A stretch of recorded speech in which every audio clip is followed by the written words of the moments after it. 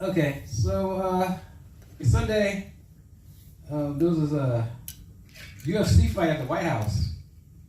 I guess officially, it was part of like America's 250th anniversary. Was one of the events that they had, but just happened to be like on. They had it on Trump's birthday, and I don't know. It seems kind of suspect that they let it do this on his birthday. I might would have just took it as a coincidence, but like last year, he happened to have like a military parade for the anniversary of like the U.S. Armed Forces, and that their parade used to be on his birthday.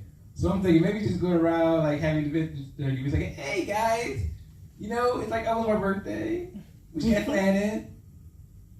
Oh, some other event? What? Well, you know, you can like join them together. You know, like it's a joint celebration, like a little birthday party. Yeah. I love it. I don't know. I mean, just think how he had a military parade like he's a king. Now he's like a gladiator fight, like he's a Roman emperor, like he's Caesar or Caligula or something. Right. So next year, I don't know. He's probably trying to figure out a way to get like put Juneteenth on his birthday, and you like you could be like Lincoln inflated slaves, I freed slaves, celebrated. I'm the greatest. Yeah, right. I'm the greatest. You better not. So I heard there's like apparently a boycott on Asian businesses. A lot of people. I've heard there was. I guess it started because in like South Carolina there was a case where a young 14-year-old black boy was shot and murdered at a gas station. The Asian like the family accused him of stealing some water, and they chased him out the store. Well, he walked the store. They chased after him and apparently shot him. And like the mother, actually, she only called for like a boycott, like a racist business. It's like we should go to like racist business. And then some guy online took it and was like, "Oh, you guys are going to go to Asian businesses? You can't survive without. You tell the black people you can't survive without Asian businesses going, And then it seemed like a lot of people were like, "Bet challenge accepted." And so, but like, I'm sure a lot of like other races business are like, whew, not only boycott Asians, we're okay. We can still be racist. But interesting, like seeing like the people response, like you said, the Asian people, like online. You got some people get it, like okay, yeah, makes them boycott, racist businesses. Then you have some that are like, oh, yeah, I can see why there's a boycott needed. They're just showing out. And some are interesting, like they're trying to like move the goalpost. Like they say, oh, but you can't like boycott Asian businesses. You can't buy stuff that's made in China or Asia or something like that. And I don't know. When I go and buy stuff, like I'm in like a Chinese sweatshop worker hasn't popped out of a pair of Jordans. So you gonna buy this? You can't play basketball. Jordan's a good basketball player. You suck. You can't play Jordans. Or if I do something wrong, like watching a bootleg anime, Goku's gonna pop off the screen trying to fight me because I didn't pay for the copy. So I'm all good with that.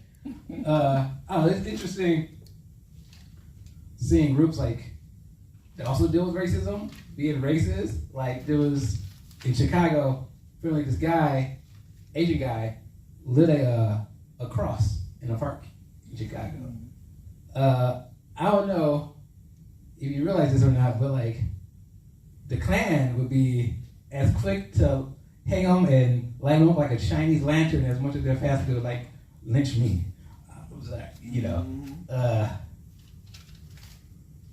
I don't know. But the guy came out and said that he came forward and he said, no, I didn't do it because of racism. I was doing it as a protest against Trump. And I don't know if you're going to believe that was in the cross, that was a giant T or something that he put on fire. What? I was not expecting that. Yeah, so yeah, I guess the kid really needs to like crack open a history book. And then I realized, not only learn like racism like as African Americans, but like it's interesting like go ahead, the commonality that we have dealing with racism, like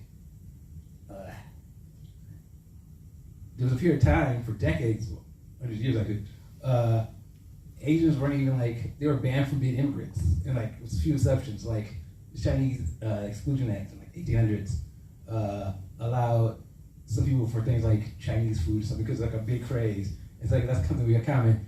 If you think about it, because racists might like our culture, but they might not really like us. Mm-hmm. So it could be our style or Chinese food or something like that, you know, music, whatever. Mm-hmm. And don't people get to understand that? Because next time I get like a craving of like, have some bone on chicken or a General Chow, I don't want to like sneak around, call Chinese places, so not to get caught breaking the boycott. So like, could you like, I want to order a General Chow chicken, some shrimp fried rice, but like, okay, you know that park that bus stop bitch, like about a block away from your business, hide it under there. And I was just going to pick it up. That's it. Oh, no. That's all. All right. Okay.